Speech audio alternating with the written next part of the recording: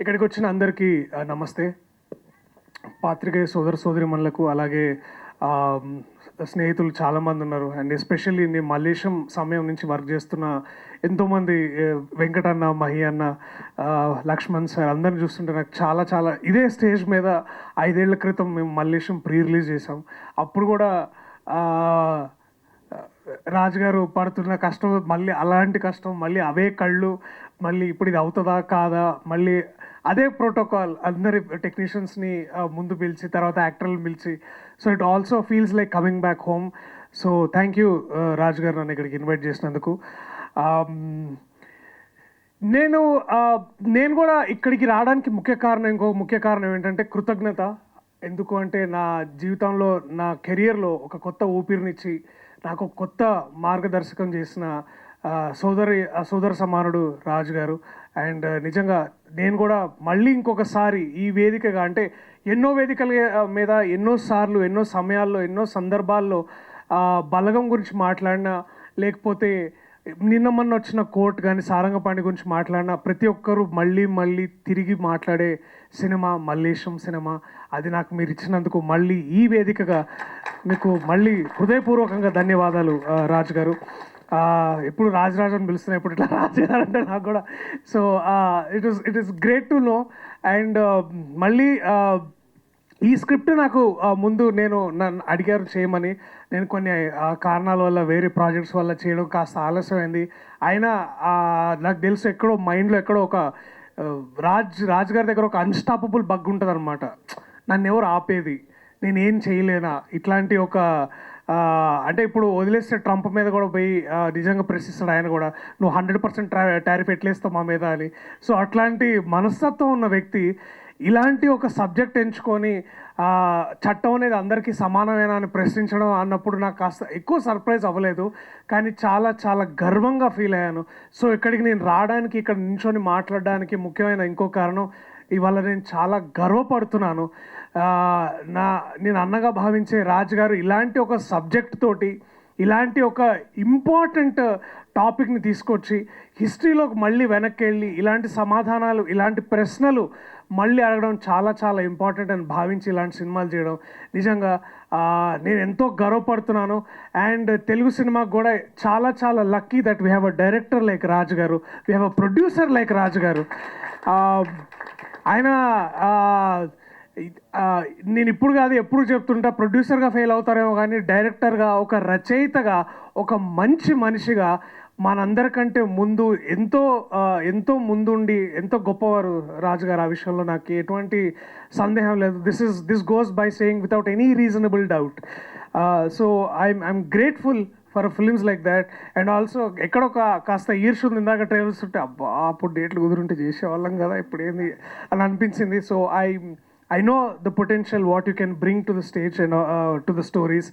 And ఒక్కోసారి అంటే దాశరథి గారు రాసిన పోయమ్స్ లాగే ఉంటుంది ఆయన లైఫ్ కానీ, ఆయన లైఫ్ స్టైల్ కానీ, ప్రశ్నించే విధానం కానీ, లేకపోతే ఎంతో అంటే ఇట్లాంటి కథలు చెప్పే ముందు వారు ఆ కథని పూర్తిగా వింటారు. అంటే ఇట్లాంటి ఎన్నో కథలు వింటారు, అర్థం చేసుకుంటారు. అవి ఎక్కడున్నా సరే అవి నెగ్లెక్టెడ్ కానీ ఫీల్ అయితే వాటిని బయటకు తీసుకొచ్చి మన ముందు పెడతారు. చాలాసార్లు చాలా అన్కంఫర్టబుల్గా ప్రశ్నలు అడుగుతుంటారు. అండ్ ఆ విషయం మేబీ ఆ డిస్కషన్ అక్కడికి ఆగిపోద్దామో కానీ ఆ ప్రశ్న మనలో బయలుదేరుతుంది. అలాంటి సినిమానే 23 కాబోతుంది. సో దయచేసి మీరందరూ మే 16ను చూడండి. అండ్ ఎందుకంటే కేవలం ఇది రాజుగారు చేసినందుకు కాదు, కానీ తెలుగు భాషకి, తెలుగు పాటకి, తెలుగు సినిమాకి ఒక కొత్త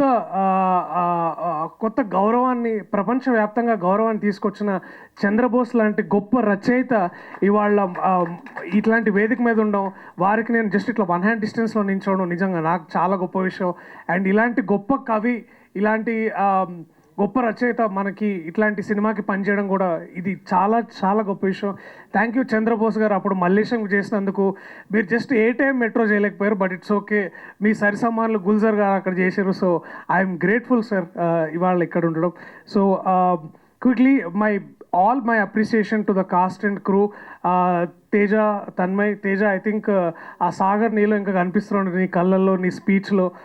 ఇంకా రైటా రాంగా డిసిషన్ తీసుకోలేని, it's a very very very confusing but a very beautiful space.